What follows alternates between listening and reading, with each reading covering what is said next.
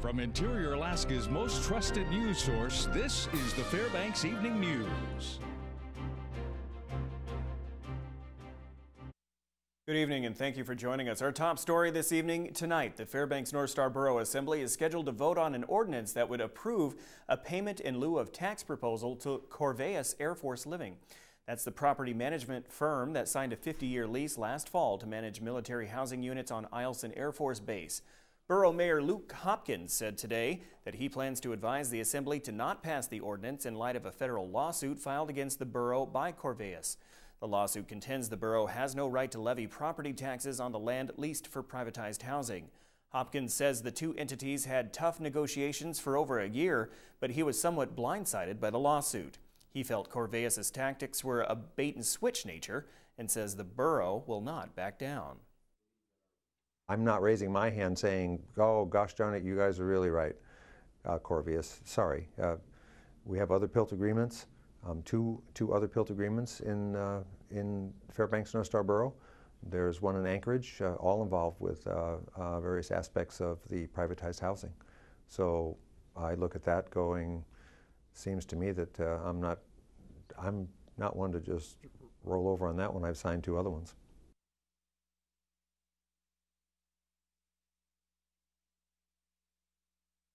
Alyeska Pipeline Service Company crews are preparing for a 36-hour major maintenance shutdown of the Trans-Alaska Pipeline System, or TAPS, scheduled to run around the clock from tomorrow morning through Saturday.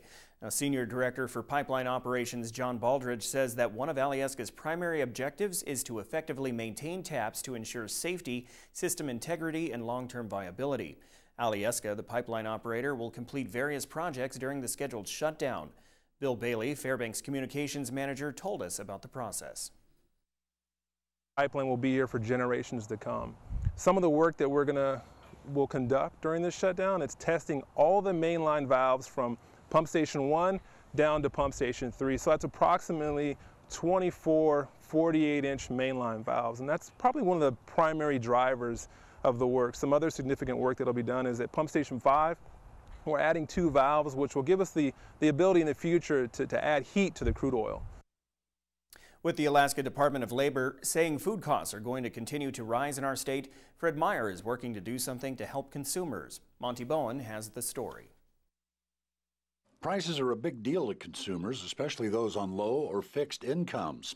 I rarely buy steak. I might buy a steak on sale and then have them put pepper on it, but steak is just out of our budget. Fred Meyer today announced a new pricing strategy at a meeting in Anchorage. The idea is to attract customers by lowering the prices of thousands of items by working with suppliers to take costs out when shipping to Alaska. You know, it has to go on the water. So how do we reduce certain cost pieces, you know, whether it's additional wrap supply, additional cardboard, certain things that you can take out of the system. Car Safeway declined to comment. Walmart said they are committed to providing customers with the lowest prices.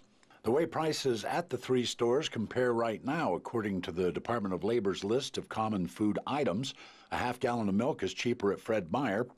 A dozen eggs, a medium cheese pizza, and 1 basic frozen meal is cheaper at Walmart. When you're talking about beef, a pound of it is the cheapest at Fred Meyer. Bananas cost the least at Walmart. Fred Meyer says the new lower prices rollout will happen starting September 21st. Walmart says it's already put out a new program that will compare local grocery ads and give customers the difference if a competitor's price is lower.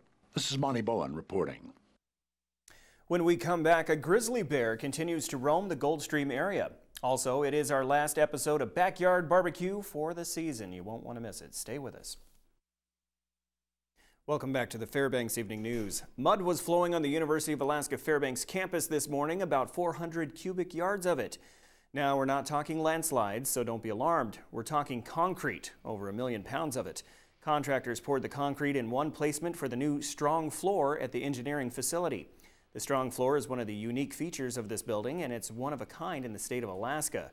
The $108 million facility has not been fully funded by the state, however. The university is about $33 million short of completing the project. It's enough to close the building in, but not enough to complete the interior construction. Weeks ago, the public reported a single wandering grizzly bear to the Department of Fish and Game that was seen from Chena Ridge to Goldstream Valley. Just recently, the calls started picking up again. This time, reports are coming in from Gold Hill Road over to Jones Road, along Murphy Dome Road near Esther Dome, and even near Ann's greenhouse. Officials with the department believe the bear is the same one at each sighting and feel that he is avoiding humans. Nevertheless, they say precautions should be taken. For people to keep in mind that there are bears in the area, and if you're out for a walk, understand you're in bear habitat. There could be bears around. It's really important to keep your yard clean. Make sure you have no dog food or no garbage or no source of food out there that could attract the bear to your yard or that the bear could get rewarded by eating. Now, officials say the bear would be better off to move into the deep forest as bear hunting season begins in a couple of days. The United Way Day of Caring is set for September 11th this year. It's a day when volunteers from area businesses give a helping hand to nonprofit agencies. As an example, the Girl Scouts are having a handicapped access ramp built at the rear of their building. The Alaska Center for Children and Adults will have some of their building painted by volunteers. Martha Hood, who has been a Girl Scout since she was in kindergarten, has been working to organize the event since June. It's all part of a project she took on to meet the requirements to reach the highest level a Girl Scout can have. So now I'm working on my Gold Award, which is the highest award a Girl Scout can receive. It's at the same level as an Eagle Scout. It's kind of symbolizes you ending your Girl Scout career.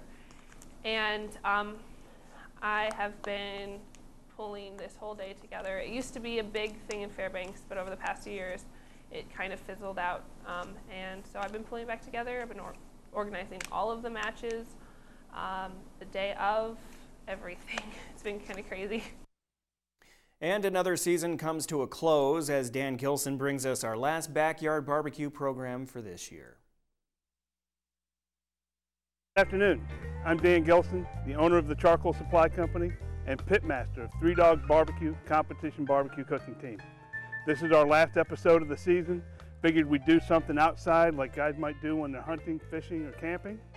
Anyways, we're here at the Chino Wayside Campground here in Fairbanks, Alaska, and we're going to do a leftover barbecue stew. In the pot, I already have about a pound of leftover pulled pork barbecue. You could use brisket or you could use chicken. I've got one small yellow onion, actually more like medium size, it's diced up. Can of potatoes. The only thing I did with this can of potatoes is dice them up a little bit. If you notice, you really don't have to measure a whole lot. We've got a can of corn. You could use cream corn if you would like. I have some diced tomatoes. These have chili, or actually jalapeno. You could go with plain diced tomato if you don't like the spicy stuff. And a can of tomato sauce. Put it all right into that Dutch oven there. Of course, I'm going to add 1 bottle of barbecue sauce. Mine's Lead Dog Savory. And the last thing we're going to do is season it to taste with a little bit of Rugged Trail Dust. Get it all into that pot. Give it a stir. Once we get this all stirred up, then the only thing we have to do is put it onto our coals in the campfire and let it simmer. Here we have one that's already done. And there you go. Barbecue stew. And this has been the Backyard Barbecue Series. I'm Dan Gilson. Watch Fairbanks Flavor, and I'll see you next year. And we'll laugh and be happy at the Backyard Barbecue. I have to say, it looks like some pretty good stuff. Well, apparently it was. They had samples for us to have here on the news desk. Oh, they did? The behind-the-scenes guys ate it all up before we could get it out here. Oh, well, isn't that I know they could have fortunate for them? Yeah, I guess so. Man, well, they work hard too. I didn't get a sample all season. Well, maybe we'll hit them up. We'll get a I guess I can lick the bowl. Exclusive. Anyway, what's going on in sports today? Well, you know, today was the final full day of the Ice Dogs training camp. You'll see and hear how the week has been for the Ice Dogs. And the Nanook volleyball team is going to have a big event this Saturday. So stay tuned for more on that and a lot more coming up next.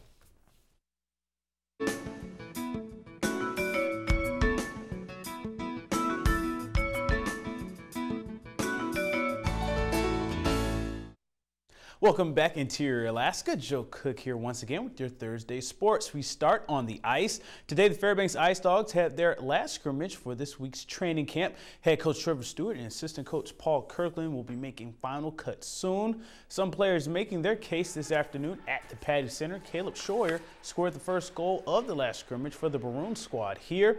He also scored the first goal of training camp on Sunday. They'll need more plays like that to get off to a good start to the season, which is just 15 days away. The Ice Dogs will be at Kenai taking on the Brown Bears on September 12th. One of the things that has been evident throughout this week's camp has been the speed and skill this new Ice Dogs team has displayed.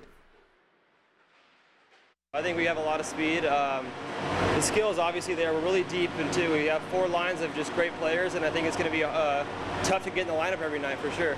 We had a competitive practice this morning. 2 veterans squared off and fought each other, and I think some eyes kind of widened a little bit from the newcomers. Like, holy cow, these guys are going at it, and they're probably going to be on the team for sure. They don't have to do that, but so I think that probably sent a good message to the guys that are new to the organization, and yeah, play has picked up over the last couple days. And the Nanack volleyball team will kick off their 2014 season this Saturday with a day full of activity. Saturday at 3 o'clock, you can get your first look at this year's team as they take on the Nanack alumni team. The full 5-set exhibition game is free and open to the public, but immediately after the game is the 3rd annual Spike Fest. There will be a boom house for kids, a player and coaching staff meet and greet, and a barbecue chicken and brisket dinner. The Fairbanks Volleyball Association will be giving out the Summer Sand Volleyball Season Awards as well. Spike Fest is $15 and $10 for kids 12 and under.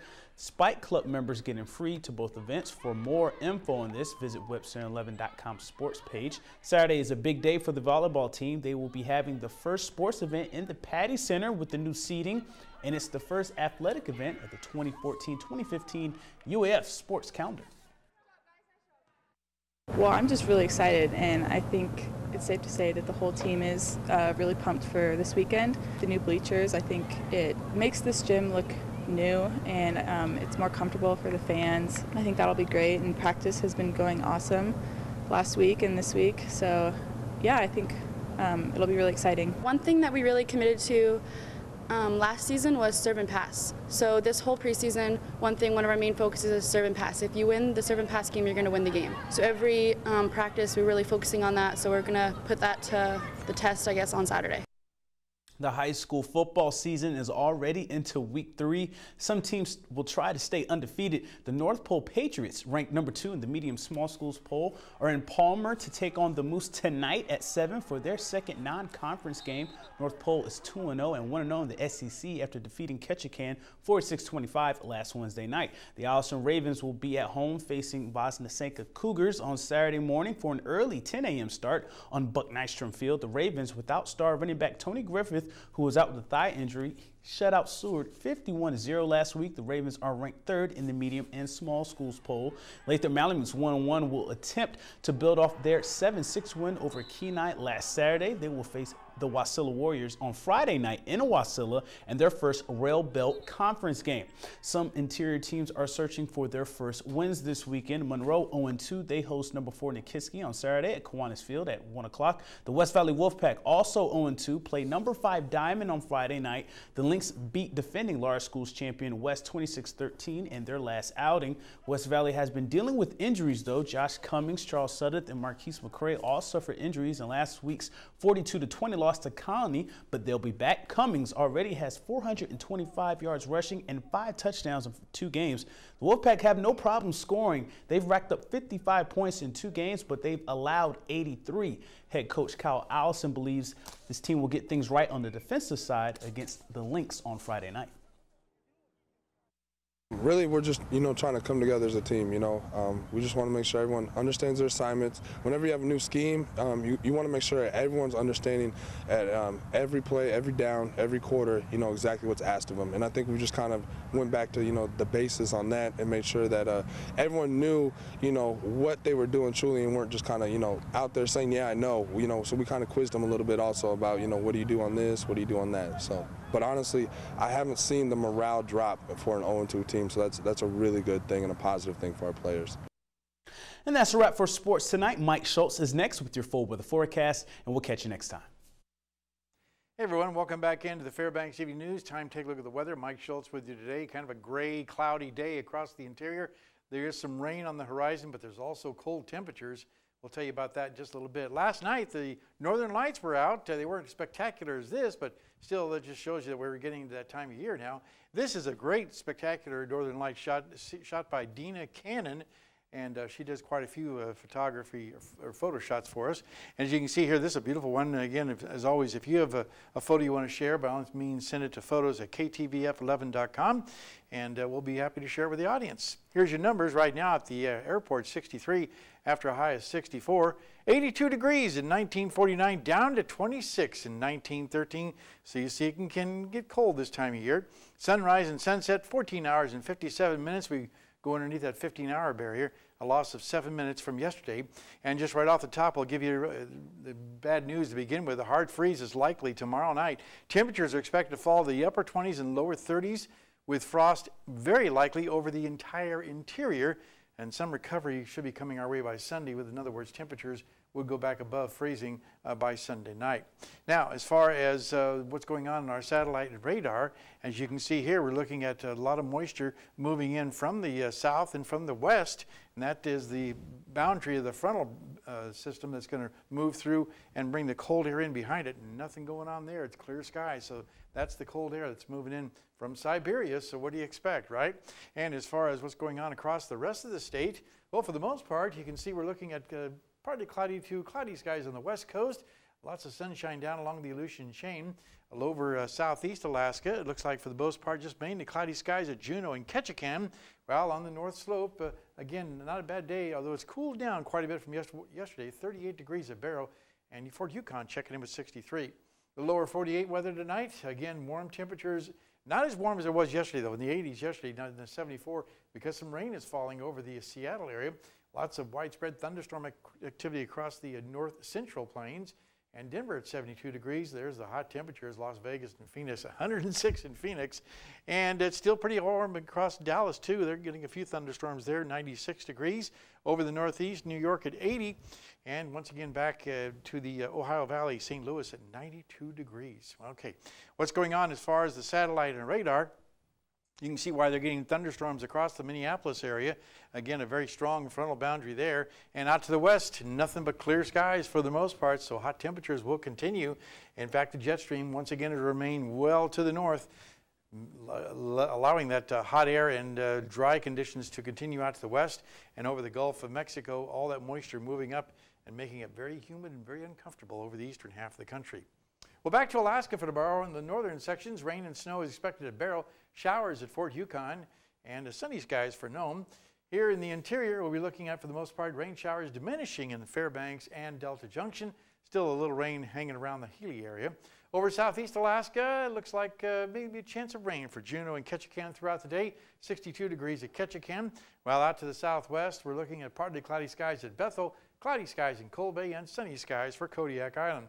And over the south central regions, rain expected in Valdez, showers for Anchorage and Homer. Okay, time once again for our kids' weather. All this week we've been talking with the kids from Ann Ween Elementary School, but tonight we're going to talk with a teacher with an interesting weather fact. Misty Noble, and this is my 5th grade class at Ann Ween Elementary. Class, did you know that if you could plug an extension cord into a hurricane, you would have enough power to run the entire United States for 3 years?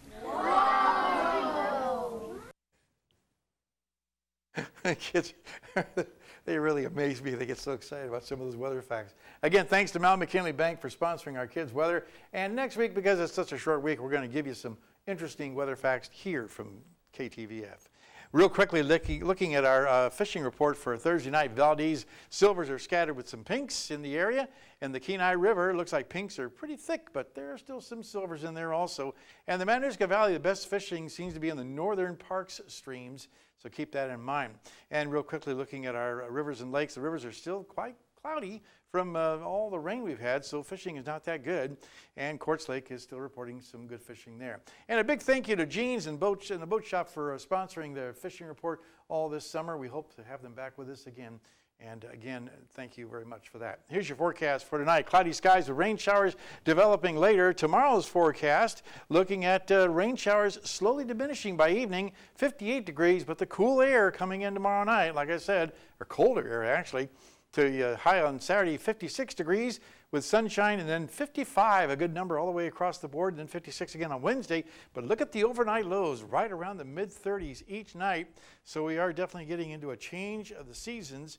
And I'll tell you what, I'll bet you by next week we look at all those leaves around the trees and they're going to be turning fast because that cold just kind of throws that light switch on them real quickly.